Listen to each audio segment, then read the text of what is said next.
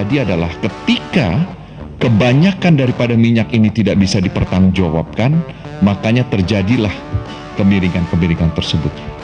Jadi pelajaran yang kami dapat dari sini adalah ketika harga berbeda melawan pasar segitu tinggi, dengan permohonan maaf, Kementerian Perdagangan tidak dapat mengontrol.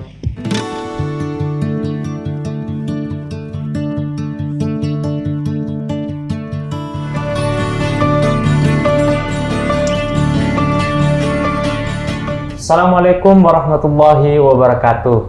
Jumpa lagi dengan saya di Bincang Cara Ahmad Yani, hanya di Ahmad Yani Channel. Akhir-akhir ini isu minyak goreng belum juga kunjung selesai di tengah-tengah masyarakat. Meskipun pemerintah telah mencabut harga eceran tertinggi, tetapi ternyata justru membuat masyarakat kesulitan untuk membeli minyak goreng dengan harga yang begitu mahal. Di bulan lalu kita ketahui bersama bahwa minyak goreng hilang di pasaran dan sangat susah ditemukan oleh masyarakat. Setelah harga eceran tertinggi dicabut oleh pemerintah, maka minyak goreng kembali ramai di pasaran dengan harga yang sangat tinggi. Hal ini tentu masih menuai banyak polemik di tengah-tengah masyarakat, di mana Menteri Perdagangan dituntut untuk segera mengambil tindakan-tindakan untuk mengontrol harga-harga pangan yang akan terus meningkat hingga bulan Ramadan yang akan datang. Kali ini kita akan membahas masalah harga eceran dan masalah minyak goreng ini bersama Cak Mijan Ulfa. Beliau adalah salah satu peneliti senior, mantan peneliti di Kementerian Keuangan, yang kemudian setiap hari membahas kebijakan-kebijakan pemerintah tentang masalah di bidang ekonomi. Jadi sudah 2 kali kita membahas ini di Betul sekali. Bicara ini. Masalah yang pertama, masalah ketidakberdayaan pemerintah menghadapi masalah minyak goreng ini. Kemudian kali ini kita akan membahas masalah harga dan masalah-masalah lain yang berkaitan dengan harga baik di pasaran domestik maupun untuk kebutuhan-kebutuhan lain seperti ekspor, kemudian untuk biodiesel dan lain-lain. Sekarang kan pemerintah sudah mencabut harga eceran tertinggi ini, dan kemudian minyak goreng menggeliat di pasar banyak, di pasar-pasar itu. Jadi gimana Cak melihatnya ini? Betul sekali. Tanggal 16 Maret 2 minggu yang lalu, sekitar 1 minggu yang lalu, Kementerian Perdagangan sudah mencabut harga eceran tertinggi minyak goreng dan menghapus juga kebijakan domestic market obligation, kewajiban pasokan ke dalam negeri, dan dihapus juga kebijakan domestic price obligation, kewajiban harga jual CPO dalam negeri. Dan selain itu pemerintah juga, Kementerian Perdagangan juga menetapkan harga eceran minyak goreng curah itu $14 per liter, dan disubsidi oleh pemerintah daripada harga keekonomiannya, tapi tidak jelaskan berapa banyak harga keekonomiannya ini. Jadi kalau Bang Furkon menyatakan bahwa 2 minggu atau 3 minggu yang lalu kita menyatakan pemerintah tidak berdaya mengendalikan harga pangan termasuk harga minyak goreng ini, kelihatannya akan masih tetap tidak berdaya sampai sekarang. Ya, karena pemerintah menetapkan kebijakan yang setengah hati.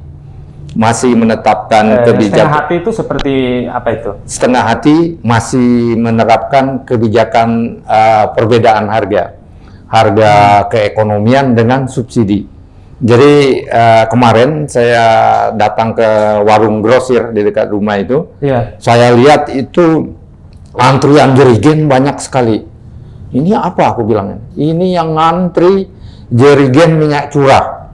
Jadi minyak curahnya itu datang sekitar jam 8 malam, dia bilang pagi-paginya dalam waktu beberapa menit itu sudah diambil semua. Oleh masyarakat. Oleh masyarakat dibeli kan. Kemudian datang lagi jerigen-jerigen kosong minta diisi itu. Pusing dia bilang, ibu-ibu itu. Saya bilangin saya boleh nggak nambah 1 jerigen? Nggak bisa, dia bilang, pusing sekali. Ini karena terjadi perbedaan harga yang sangat tinggi ya antara minyak goreng curah dengan minyak goreng kemasan. Minyak goreng curah itu 14.000, sedangkan minyak kemasan itu 26.000. Berarti terjadi perbedaan yang 12.000, itu sangat banyak itu bedanya. Banyak. Ya bagi 100 lebih persen. ya bagi emak-emak yang sederhana atau pemilik warung Tegal ya atau warung-warung yang lain ya. Harga minyak goreng sekarang ini terlalu tinggi. Dan kelihatannya sebagian memang menggunakan minyak goreng curah ini dicari jadi minyak goreng curah ini langka sekali sekarang. Oh, yang curah ini? Iya, langka. Sebentar aja datang itu hilang dan kapan datangnya lagi nggak jelas. Karena mungkin harga yang curah dengan yang kemasan itu jauh berbeda, jadi yang curah yang direbut oleh masyarakat. Iya, sekarang berebut kosong sebentar kosong itu. Dan ini sangat mengganggu masyarakat lagi.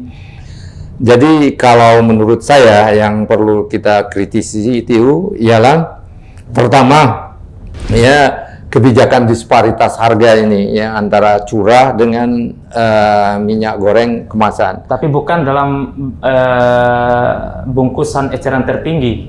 Kalau enggak, yang ini harga tetap, bukan harga eceran tertinggi yang subsidi ini. Harganya dipatok 14.000 rupiah per liter, tapi dijual di grosir itu sudah 15.000. Jadi di warung kecil kemungkinan jadi 15.500 atau 16.000 itu. Ya, dan ini harganya disubsidi. Kemungkinan harga keekonomiannya itu 17 atau berapa ya, kita nggak tahu persis. Jadi kalau menurut saya Bang Furkon, kita lihat seharusnya pemerintah itu tidak perlu mensubsidi ya minyak goreng curah itu, tapi mengarahkan harga pasar itu. Yang bedanya antara minyak curah dengan minyak kemasan itu sekitar 5.000. Waktu itu harga minyak goreng kemasan itu kalau nggak salah sekitar 17.000 dan harga minyak curah itu 12.000. Ya, semuanya stabil. Yang mau beli curah silakan ya. Yang semuanya menggunakan minyak goreng kemasan. Yang disubsidi ini yang disubsidi ke perusahaannya atau di mana ini subsidi minyak curah ini? Subsidi minyak curah ini diberikan kepada perusahaan. Tahun 2018 itu seberapa triliun itu pernah dikasih subsidi? Saya kira juga ini ya masalah subsidi ini juga ini memang perlu dicermati. Iya, perlu dicermati karena sampai sejauh ini kita tidak diberi informasi publik ya mengenai mekanisme ini. Mekanisme subsidi. Iya, yang khawatirnya pemerintah mengeluarkan uang triliunan yang menikmatinya produsen, sedangkan masyarakat tetap mengalami kelangkaan minyak dan harga yang tinggi.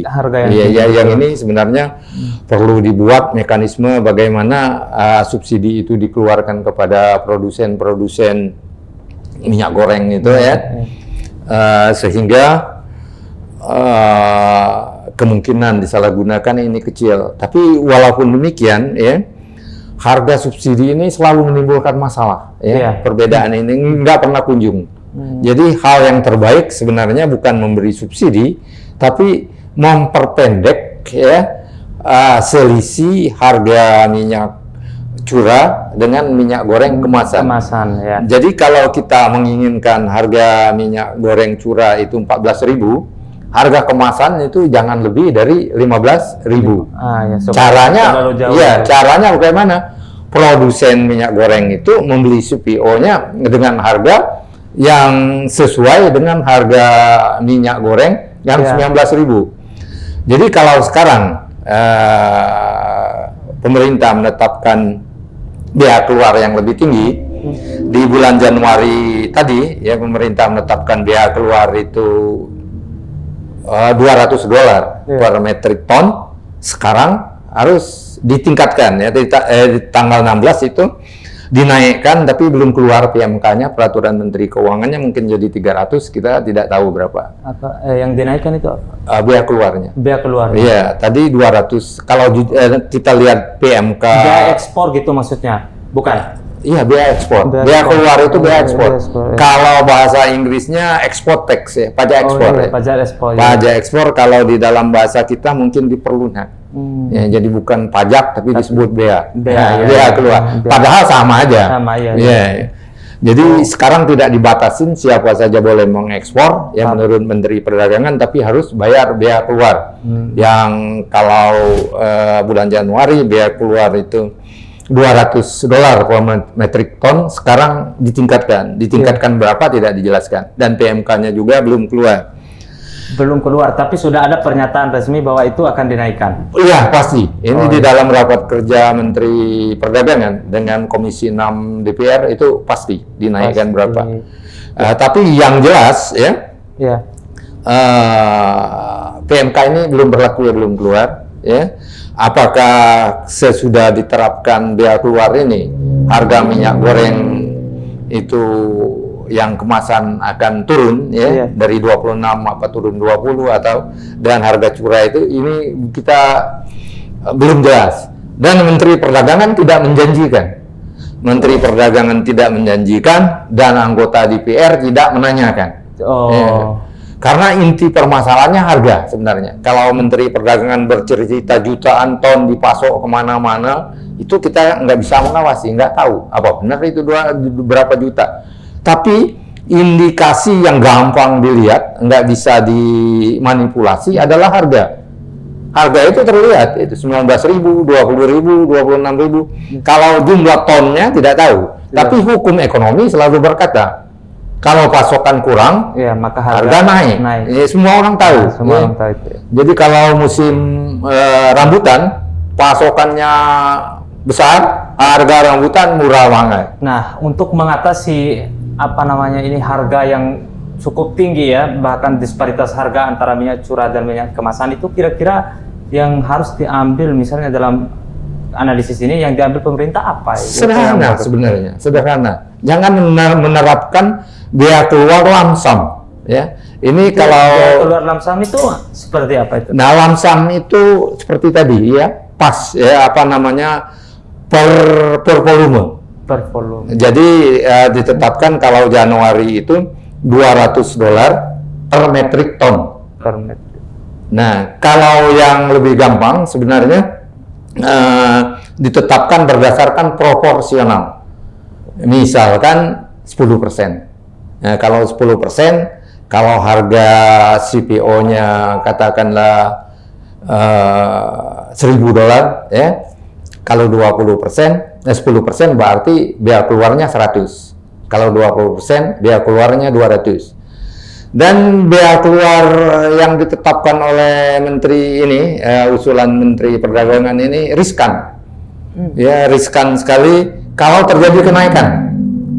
Terjadi kenaikan apa? Kenaikan harga ekspor. Oh. Ya, kalau terjadi kenaikan ekspor, misalnya 1.000 berapa, kan eksportir bayarnya tetap, nggak berubah.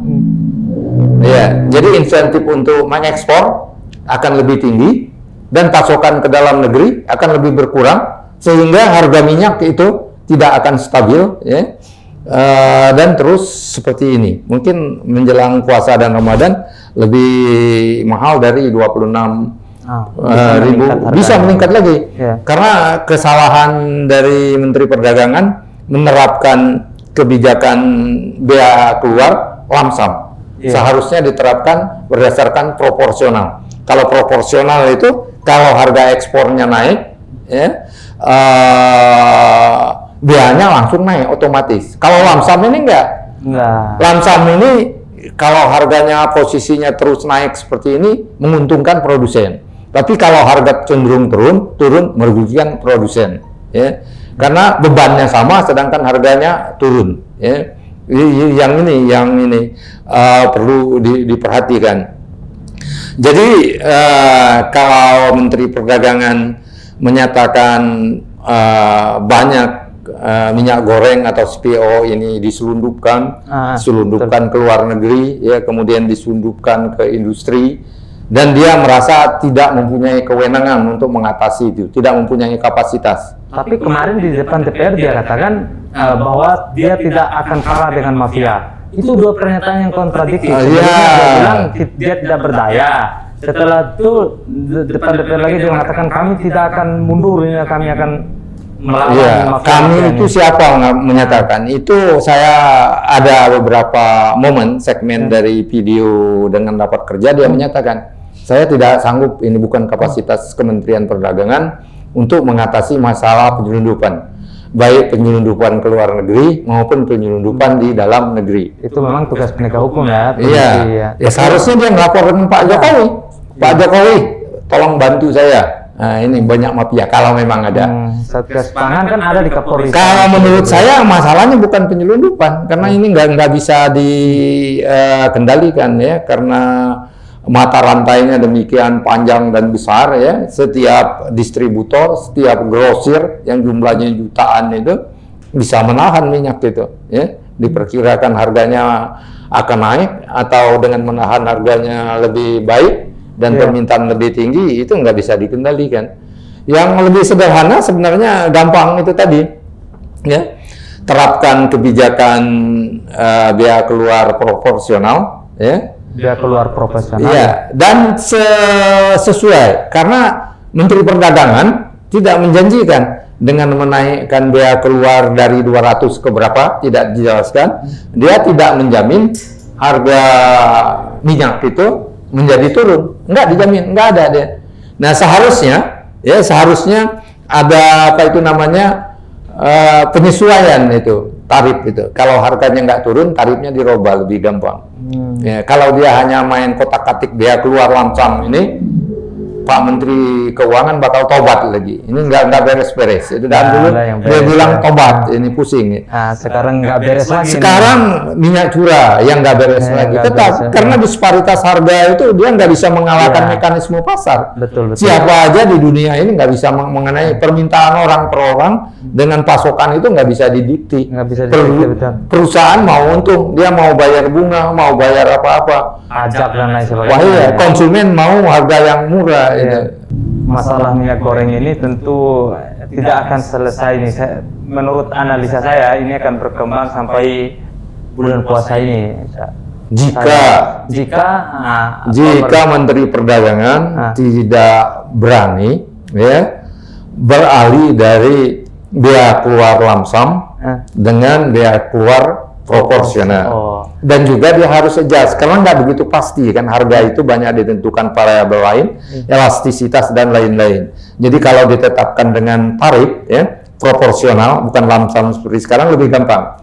Misalkan tarifnya 10%, harga minyak di dalam negeri masih mahal, ya naikin lagi jadi 15%. 15%. Dan gampang. Ya itu dikendalikan. Kalau lamsam seperti sekarang sukar dikendalikan. Begitu harga pasar internasional naik, otomatis eksportir akan lebih mementingkan harga lebih banyak uangnya. Oke.